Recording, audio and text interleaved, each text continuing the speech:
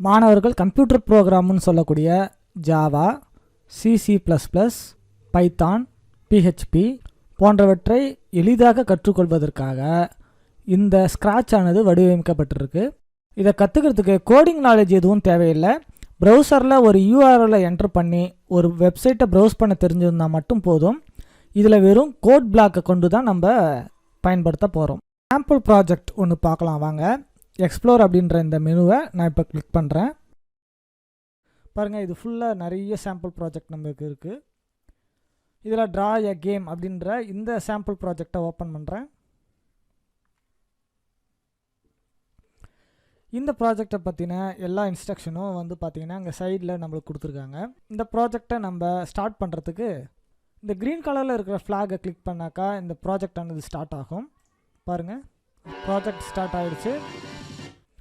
இந்த red colour பட்டனை click பண்ணாக்கா இந்த ப்ராஜெக்ட் ஆனது ஸ்டாப் ஆகிடும். இப்போ பாருங்கள், இந்த கேமுக்கு உண்டான இன்ஸ்ட்ரக்ஷன்லாம் பார்த்துக்கலாம். நம்ம யூ கான் ஜம்ப்னு இருக்குது. உங்களால் ஜம்ப் பண்ண முடியாது. You can draw bridges, use platform அப்படின்னு இருக்குது. And use portal to get the எட்ஜஸ்ன்னு இருக்குது. Arrow keys for left and ரைட்டுன்னு இருக்குது. ஏரோ கீஸை யூஸ் பண்ணி சொல்லியிருக்காங்க. நம்ம மவுஸை யூஸ் பண்ணி லைனை ட்ரா பண்ண முடியும்னு இங்கே மவுஸ் கர்சரில் இங்கே காட்டியிருக்காங்க நம்மளுக்கு பிக்சரில். இப்போ இந்த கேமை ஸ்டார்ட் பண்ணலாம். இப்போ பாருங்கள், இப்போ மவுஸை யூஸ் பண்ணி நம்ம பிரிட்ஜ் வரைய போகிறோம். அதுக்கு மவுஸை கிளிக் பண்ணி பாருங்கள், பிரிட்ஜ் வரைஞ்சாச்சு. ரைட் ஏரோ கீயை நான் ப்ரெஸ் பண்ணுறேன். பாருங்கள், அந்தாண்ட போயிடுச்சு இந்த பொம்மை. இப்போ ஸ்டாப் பண்ணிக்கிறேன். இதே போல் பல ப்ராஜெக்டை, பல கேம்களை எப்படி உருவாக்குறதுன்னு பார்க்க போகிறோம். வாங்க ஸ்க்ராட்ச்குள்ளே போகலாம். நீங்கள் எந்த இடத்துல இருந்தாலும் ஸ்க்ராட்ச் அப்படின்ற இந்த ஐக்கானை நீங்கள் கிளிக் பண்ணி ஹோம் ஸ்க்ரீனுக்கு வந்துடலாம். நீங்கள் ஏற்கனவே ஸ்க்ராட்சில் வந்து சைன்இன் பண்ணியிருந்தீங்கன்னா சைன்இன் பட்டன் மூலிமா நீங்கள் சைன்இன் பண்ணிக்கலாம். புதுசாக ஸ்க்ராட்சில் இணையறதுக்கு ஜாயின் ஸ்க்ராட்ச் அப்படின்றத கொடுங்க.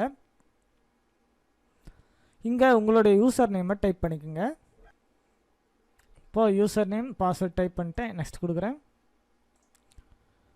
What country do you live in கேட்குது. இந்தியா செலக்ட் பண்ணிக்கலாம். இமெயில் அட்ரஸ் கேட்குது. I would like to receive இமெயில்ஸ்னு இருக்குது. இப்போ நம்ம வந்து ஒரு அக்கௌண்ட் க்ரியேட் பண்ணிட்டோம். இப்போ ஸ்க்ராட்ச் ஹோம் ஸ்க்ரீனுக்கு வந்துடுறேன். பாருங்கள், இப்போ நான் லாகின் பண்ணியிருக்கேன். லாகின் பண்ணியிருக்கிறதுனால என்னுடைய யூசர் ஐடி இங்கே காட்டுது. இப்போது ஃபஸ்ட்டு ப்ராஜெக்ட் ஒன்று க்ரியேட் பண்ணலாம். அதுக்காக இந்த க்ரியேட் அப்படின்ற இந்த மெனுவை கிளிக் பண்ணுறேன். பாருங்கள், இந்த ப்ராஜெக்ட் ஸ்டேஜுக்குள்ளார வந்தாச்சு. இதை ப்ராஜெக்ட் இன்டர்ஃபேஸ்ன்னு சொல்லுவாங்க. இந்த இன்டர்ஃபேஸில் பார்த்தீங்கன்னா என்னுடைய ப்ராஜெக்ட் வந்து அன்டைட்டில்டு அப்படின்னு இருக்குது. அதாவது இதுக்கு எந்த நேமும் நான் ஒன்றும் கொடுக்கல. இப்போ நேம் கொடுக்கலாம். மை ஃபஸ்ட் ப்ராஜெக்ட் அப்படின்னு நான் நேம் கொடுக்குறேன். மை ஃபஸ்ட் ப்ராஜெக்ட் அப்படின்னு நேம் கொடுத்துட்டேன். நீங்கள் ஸ்க்ராட்சில் புதுசாக எந்த ப்ராஜெக்டை க்ரியேட் பண்ணாலும் டிஃபால்ட்டாக இந்த ப்ராஜெக்டை தான் ஓப்பன் ஆகும். இங்கே பார்த்தீங்கன்னா ஒரு கேட் இருக்கும். இந்த கேட் இருக்கிறதா வந்து ப்ரிவியூ விண்டோ. அதாவது நம்ம என்ன ப்ரோக்ராம் பண்ணாலும் இந்த விண்டோவில் தான் வந்து அது எப்படி நடக்குது அப்படின்ற ப்ரிவியூவை நம்ம பார்க்க முடியும். நாம் செஞ்ச ப்ரோக்ராம் மற்றவங்களுக்கு எப்படி தெரியும் அப்படின்றது இந்த விண்டோவை வச்சு நாம் தெரிஞ்சுக்க முடியும். இப்போ இங்கே கீழே ரைட் சைடில் கீழே பார்க்குறது வந்து பார்த்திங்கனாக்கா இந்த செட்டிங் விண்டோ அப்படின்னு சொல்கிறோம். இந்த செட்டிங் விண்டோவில் பார்த்தீங்கன்னா ஸ்ப்ரைட் அப்படின்னு இருக்குது. இந்த ஸ்ப்ரைட் அப்படின்னா கேம் டெவலப்மெண்ட்டில் ஒரு ஆப்ஜெக்டை, ஒரு இமேஜை, கிராஃபிக்ஸை நம்ம ஸ்ப்ரைட் அப்படின்னு சொல்கிறோம். இங்கே கேட் அப்படின்ற ஸ்ப்ரைட் இருக்குது. இதுமாதிரி நிறைய ஸ்ப்ரைட் இருக்குது. நம்ம வேறு இமேஜை பயன்படுத்தும் போது வேறு ஸ்ப்ரைட் இங்கே வந்துடும். இங்கே ஸ்ப்ரைட்டோட நேம் இங்கே கொடுத்துக்கலாம். அது மட்டும் இல்லாமல் இங்கே பார்த்தீங்கன்னா ஸ்டேஜ் அப்படின்னு இருக்குது. இங்கே வந்து பேக் ட்ராப் அப்படின்னு இருக்குது. பேக்ரவுண்டை தான் இங்கே பேக் ட்ராப் அப்படின்னு சொல்கிறாங்க. உங்கள் லெஃப்ட் சைடில் மேலே பார்த்தீங்கன்னா கோட், காஸ்டியூம்ஸ், சவுண்ட்ஸ் அப்படின்னு இருக்குது. இந்த கோட் அப்படின்றதுல நிறைய கோட்ஸ் இருக்குது. அதாவது ப்ரோக்ராமிங் கோடு. இந்த கோட்ஸ்லாம் நம்ம வந்து எழுதவே தேவையில்லை. இதுக்கு பேர் கோட் பிளாக் அப்படின்னு பேர். இந்த கோட் பிளாக்கை நம்ம இந்த ஸ்டேஜில் விட்டாவே போதும். ஒவ்வொரு முறையும் கோடு எழுதிக்கிட்டு இருக்க தேவையில்லை. இந்த கோட் பிளாக்கை அப்புறம் பார்க்கலாம். இப்போ இந்த காஸ்டியூம் அப்படின்றத கிளிக் பண்ணலாம்.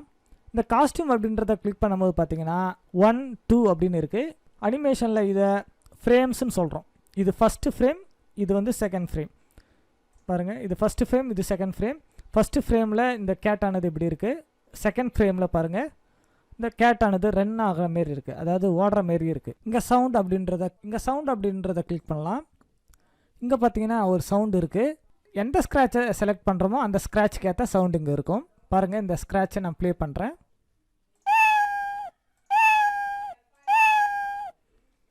மியா சவுண்டு வருது. இது பூனை அப்படின்றதுனால மியா சவுண்டு இதில் இருக்குது. நீங்கள் வெவ்வேறு ஸ்ப்ரைட் செலக்ட் பண்ணும்போது வெவ்வேறு சவுண்டு உங்களுக்கு கிடைக்கும். இந்த கோட் பிளாக்குக்கு வந்துடுறேன் மீண்டும். இந்த கோட் பிளாக்கில் வந்து பார்த்தீங்கன்னா மூவ் 10 ஸ்டெப்ஸ் அப்படின்னு இருக்கு இல்லையா. இப்போது இந்த மூவ் 10 ஸ்டெப் அப்படின்றத நான் கிளிக் பண்ணுறேன். இந்த கேட்டை கவனிங்க பாருங்கள். இந்த கேட்டானது 10 ஸ்டெப் மூவ் ஆகுது. இதே டர்ன் 15 டிகிரிஸ் அப்படின்னு இருக்கு இல்லையா, இதை கிளிக் பண்ணுறேன். இந்த கேட்டானது 15 டிகிரிக்கு டர்ன் ஆகுது இல்லையா. இங்கே பாருங்கள், இது ஆப்போசிட் டைரக்ஷனில் 15 டிகிரி டர்ன் பண்ணுறது. இங்கே கீழே பார்த்தீங்கன்னா பேக் பேக் அப்படின்னு இருக்கு இல்லையா, இதை கிளிக் பண்ணுறேன். பாருங்கள் பேக் பேக் அப்படின்றது லோட் ஆகுது இல்லையா. இந்த பேக் பேக் அப்படின்றதுல இங்கே யூஸ் பண்ணுற இந்த ஸ்ப்ரைட்டு, ஆப்ஜெக்ட்ஸ், இமேஜஸ் எல்லாம் நீங்கள் என்ன பண்ணலாம் அப்படின்னாக்கா இந்த பேக் பேக்கில் போட்டு வச்சுட்டாக்கா அடுத்தடுத்த ப்ராஜெக்டை நீங்கள் க்ரியேட் பண்ணும்போது இந்த பேக் பேக்கில் இருந்து அதே ஸ்ப்ரைட்டை, அதே ஆப்ஜெக்ட், அதே இமேஜை ரீயூஸ் பண்ணிக்க முடியும். இந்த ஸ்டேஜில் இருக்கிற பேக் ட்ராப் அப்படின்றத கிளிக் பண்ணுறேன். கிளிக் பண்ண உடனே பார்த்தீங்கன்னா இங்கே காஸ்டியூம் அப்படின்னு இருந்தது பார்த்தீங்கன்னா பேக் ட்ராப்ஸ் அப்படின்னு மாறிடுச்சு. இங்கே சூஸ் எ பேக் ட்ராப் அப்படின்னு ஒரு ஆப்ஷன் இருக்குது, இதை கிளிக் பண்ணுங்கள். இங்கே அப்லோட் எ பேக் ட்ராப் அப்படின்னு இருக்குது. உங்கள் கம்ப்யூட்டர்லேருந்து ஒரு பேக் ட்ராப் வேணுன்னா அப்லோட் பண்ணிக்கலாம். இங்கே சர்ப்ரைஸ் அப்படின்னு இருக்குது. இந்த சர்ப்ரைஸ் அப்படின்ற ஆப்ஷனை கிளிக் பண்ணுங்கள். பாருங்கள், இந்த மாதிரி தானாகவே ஒரு பேக் ட்ராப் ஆனது செட் ஆகுது. இது வேண்டாம் அப்படின்னா இந்த டெலிட் பட்டனை கிளிக் பண்ணி நீங்கள் டெலிட் பண்ணிக்க முடியும். அப்படி இல்லை அப்படின்னா பெயிண்ட் பண்ணிக்க முடியும். பாருங்கள், இந்த பெயிண்ட் ஆப்ஷன் மற்றும் இந்த டெக்ஸ்ட் டூல் இதெல்லாம் பயன்படுத்தி நம்ம பேக் ட்ராப்பை நாமளே க்ரியேட் பண்ண முடியும். இந்த ஃபில் கலர், அவுட்லைன் கலர் இது எல்லாத்தையும் செலக்ட் பண்ணி நாமளே பேக் ட்ராப்பை க்ரியேட் பண்ணிக்க முடியும். அப்படி இல்லை அப்படின்னா இந்த பட்டன், இந்த ப்ளஸ் பட்டனை நீங்கள் கிளிக் பண்ணிங்க அப்படின்னா பேக் ட்ராப் லைப்ரரிக்குள்ளார போயிடும். இந்த பேக் ட்ராப் லைப்ரரிக்குள்ளார இருந்து உங்களுக்கு தேவையான பேக் ட்ராப்பை நீங்கள் செலக்ட் பண்ணிக்க முடியும். இப்போது இந்த பேக் ட்ராப்பை நான் கிளிக் பண்ணுறேன். இப்போ இந்த பேக் ட்ராப் ஆனது இங்கே வந்துடுச்சு, ப்ரீவியூ விண்டோவில் வந்துடுச்சு. இந்த ப்ரீவியூ விண்டோவில் இந்த பேக் ட்ராப்பை கிளிக் பண்ணி நீங்கள் மூவ் பண்ணிங்கன்னா மூவ் ஆகாது. இது ஸ்டாட்டிக் இமேஜ். ஆனால் இந்த ஸ்ப்ரைட்டை நீங்கள் கிளிக் பண்ணி எங்கே வேணாலும் மூவ் பண்ணிக்க முடியும். பாருங்கள், இந்த ஸ்ப்ரைட் ஆனது கிளிக் பண்ணி எங்கே வேணாலும் மூவ் பண்ண முடியும். அதே மாதிரி பார்த்தீங்கன்னா இந்த பேக் ட்ராப்பை செலக்ட் பண்ணி இங்கே பேக் ட்ராப் 1, பேக் ட்ராப் 2 அப்படின்னு இருக்குது. இங்கே பேக் ட்ராப் 1 கிளிக் பண்ணிங்கன்னா இப்போ நார்மலாக எந்த பேக் ட்ராப்பும் இல்லாத நிலைக்கு வந்துடும். இப்போ நான் பேக் ட்ராப் 2வே கிளிக் பண்ணிக்கிறேன். இப்போ பாருங்கள், இந்த கேட்டை செலக்ட் பண்ணி நான் மூவ் பண்ணும்போது பார்த்தீங்கன்னா இப்போ பேக் ட்ராப்னு இருந்தது காஸ்டியூம்ஸ் அப்படின்னு மாறிப்போச்சு. இந்த பேக் ட்ராப்பை செலக்ட் பண்ணி இந்த பேக் ட்ராப்பை நான் டெலிட் பண்ணிக்கிறேன். இப்போ பாருங்கள், பழையபடி ஆகிடுச்சு. இந்த ஸ்ப்ரைட்டை கொஞ்சம் மூவ் பண்ணி இங்கே வச்சுருக்கேன். நீங்கள் பேக் ட்ராப்பை எப்படிலாம் சேஞ்ச் பண்ணுறீங்களோ அதே மாதிரி ஸ்ப்ரைட்டையும் நீங்கள் ஆட் பண்ணிக்க முடியும். இங்கே பாருங்கள், இந்த பட்டன் ஸ்ப்ரைட் பட்டன். இங்கே அதே போல் நீங்கள் உங்கள் கம்ப்யூட்டர்லேருந்து ஒரு ஸ்ப்ரைட்டை உள்ளே கொண்டு வர முடியும். அப்படி இல்லை அப்படின்னா நீங்களே ஒரு பெயிண்ட் பண்ணி ஒரு ஸ்ப்ரைட்டை உருவாக்க முடியும். மேலும் இங்கே இந்த ஸ்ப்ரைட் ஐக்கானை நீங்கள் கிளிக் பண்ணும்போது ஸ்ப்ரைட் லைப்ரரிக்குள்ளார வந்து இதில் இருக்கிற பல ஸ்ப்ரைட்டை நீங்கள் யூஸ் பண்ணிக்க முடியும். இப்போ இந்த பியரை நான் செலக்ட் பண்ணுறேன். இந்த பியர் ஆனது இங்கே வந்துடுச்சு. இந்த ஸ்ப்ரைட் ஐக்கானை ரைட் கிளிக் பண்ணிங்கன்னா டூப்ளிகேட், எக்ஸ்போர்ட், டெலிட் அப்படின்னு இருக்குது. இதை டூப்ளிகேட் பண்ணுறதுக்கு ரைட் கிளிக் பண்ணி டூப்ளிகேட்னு கொடுத்தீங்கன்னா இன்னொரு ஸ்ப்ரைட் உங்களுக்கு கிடைக்குது. இந்த ஸ்ப்ரைட்டை நீங்கள் டைரக்ஷன் சேஞ்ச் பண்ணணுன்னா இங்கே பாருங்கள், டைரக்ஷன் அப்படின்ற இடத்துல இங்கே கிளிக் பண்ணுங்கள். இந்த டைரக்ஷனை இப்படி சேஞ்ச் பண்ணிக்க முடியும். இதை கிளிக் பண்ணி அப்சைட் டவுன் மாற்றிக்க முடியும். இந்த சைஸ் அப்படின்றதுல வேல்யூ என்டர் பண்ணும்போது இந்த சைஸ் ஆனதை இன்க்ரீஸ் பண்ணிக்க முடியும். இந்த ஸ்ப்ரைட்டை மறைக்கிறதுக்கு இந்த இன்விசிபிள் ஐக்கானை கிளிக் பண்ணிங்கன்னா இந்த ஸ்ப்ரைட் ஆனது மறைச்சி வைக்கப்படும். ஆனால் இந்த ஸ்டேஜில் இந்த ஸ்ப்ரைட் இருக்குது. நீங்கள் தேவைப்படும் போது இந்த ஸ்ப்ரைட்டை ஆன் பண்ணி பார்த்துக்கலாம். இப்போ இந்த ஸ்ப்ரைட்டை செலக்ட் பண்ணிவிட்டு இந்த காஸ்டியூம் அப்படின்றத கிளிக் பண்ணுறேன். இந்த காஸ்டியூம்குள்ளார வந்துட்டோம்னாக்கா இந்த ஸ்ப்ரைட்டை நம்ம நினச்சபடி டெக்கரேட் பண்ண முடியும். பாருங்கள், இப்போது இந்த செலெக்ஷன் டூலை செலக்ட் பண்ணி இந்த கேட்டோட ஹெட்டை மட்டும் தனியாக எடுக்க முடியுது. நான் அண்டு கொடுத்தா அதே இடத்துல வந்து ப்ளேஸ் ஆகிடுது. இங்கே பாருங்கள், ரீஷேப் அப்படின்னு இருக்கு இல்லையா, அந்த ரீஷேப் டூலை கிளிக் பண்ணி இந்த ஷேப்பை மூவ் பண்ண முடியுது மற்றும் இந்த ஷேப்பை ரீஷேப் பண்ண முடியுது. பாருங்கள், இப்போ கேட்டோட வாய் இப்படி ஆகிடுச்சு. மற்றும் இங்கே பெயிண்ட் ப்ரஷ்ஷை எடுத்துக்கோங்க. இந்த பெயிண்ட் ப்ரஷ் எடுத்தோடனே இங்கே 15 அப்படின்னு இருக்குது சைஸு. இது இன்னும் நான் குறைச்சிக்கிறேன், ஒரு 2 பிக்சலுக்கு வச்சுக்கிறேன். இங்கே ஃபில் கலரை கிளிக் பண்ணி பிரைட்னஸ் அதிகமாக வச்சுக்கிறேன், அதாவது பிளாக் கலருக்கு மாற்றிக்கிறேன். இப்போது இந்த இடத்துல நான் வந்து வரைய போகிறேன். பாருங்கள், இந்த மாதிரி கேட்டுக்கு பற்கள் வரைய முடியுது. இந்த கேட்டுக்கு ஷூவை கூட நம்ம க்ரியேட் பண்ண முடியும். சர்க்கிளை கிளிக் பண்ணி இங்கே கிளிக் பண்ணி ட்ராக் பண்ணுறேன். இப்போ இந்த கேட்டுக்கு ஷூ வரைஞ்சாச்சு. அதேமாதிரி இந்த காலுக்கும் பாருங்கள், கிளிக் பண்ணி இழுக்கிறேன், இதை ரொட்டேட் பண்ணி வைக்கிறேன். இப்போ இந்த கேட்டுக்கு ஷூ மற்றும் பற்களை நம்ம வரைஞ்சிட்டோம். இந்த ஜூம் ஐக்கான கிளிக் பண்ணி கொஞ்சம் ஜூம் பண்ணிக்கலாம். இந்த டெக்ஸ்ட்டை கிளிக் பண்ணி ஹாய் அப்படின்னு என்டர் பண்ணுறேன். இப்போ காப்பி பேஸ்ட் ஆப்ஷன் மூலிமா தேவையானதை இப்போ இதை காப்பி பண்ணிவிட்டு இப்போ பேஸ்ட் பண்ணுறேன். டூப்ளிகேட் எடுத்துக்கலாம் மற்றும் இதை வேணும்னா ஃப்ளிப் பண்ணி வச்சுக்க முடியும். இது 2 ஆப்ஜெக்டை சேர்த்து குரூப் பண்ணிக்கலாம். குரூப்பாக எங்கே வேணாலும் மூவ் பண்ண முடியும். இப்போது அன்குரூப் பண்ணிக்கிறேன். இப்போ தனியாக கூட மூவ் பண்ணிக்கலாம். அதேமாதிரி இந்த ஃபில் கலரை செலக்ட் பண்ணி கலர் சேஞ்ச் பண்ணலாம்.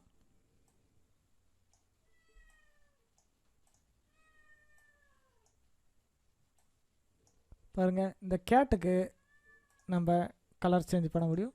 இந்த கேட் ஆனது இப்போ எப்படி தெரியுது பாருங்கள் ப்ரிவியூவில். இந்த சேஞ்சஸ் வேண்டாம்னா அன்டூ பண்ணிக்கோங்க. கீபோர்டில் அன்டூ பண்ணியாச்சு. இந்த ஐக்கானை கிளிக் பண்ணியும் நம்ம ஸ்ப்ரைட்டை இன்க்ளூட் பண்ண முடியும்.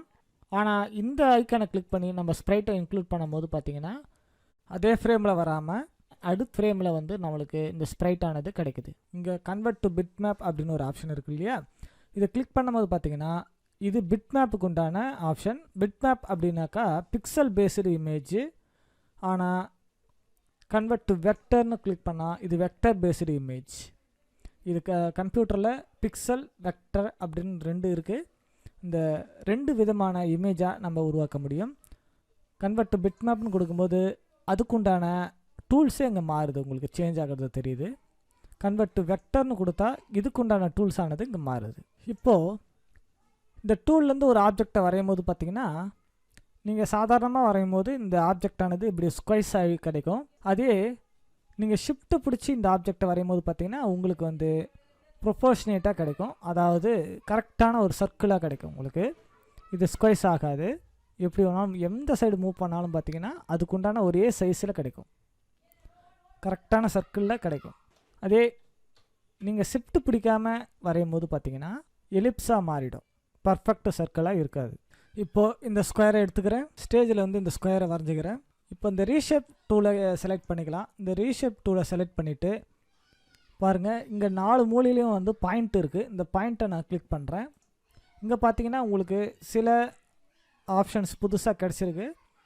இந்த பாயிண்ட்டை கிளிக் பண்ண உடனே இங்கே கர்வ்டு அப்படின்னு இருக்குது. இந்த கர்வ்டு அப்படின்ற இந்த ஆப்ஷனை கிளிக் பண்ணுறேன். பாருங்கள், இந்த ஏரியா மட்டும் இப்படி கர்வ்டான ஏரியாவாக மாறிப்போச்சு. மீண்டும் இந்த பாயிண்ட் அப்படின்றத கிளிக் பண்ணுறேன். இப்போது மீண்டும் இது பாயிண்டடாக மாறிடுச்சு, ஸ்கொயராக கிடச்சிருக்கு. அதுவே ஒரு பாயிண்ட்டை செலக்ட் பண்ணிவிட்டு இங்கே டெலிட்னு இருக்கு இல்லையா, இதை நான் கிளிக் பண்ணுறேன். பாருங்கள், இந்த பாயிண்ட் மட்டும் இப்போ டெலிட் ஆகிட்டு நம்மளுக்கு வந்து பார்த்திங்கன்னா இந்த மாதிரி ஒரு ட்ரையாங்கல் ஷேப் கிடச்சிருக்கு.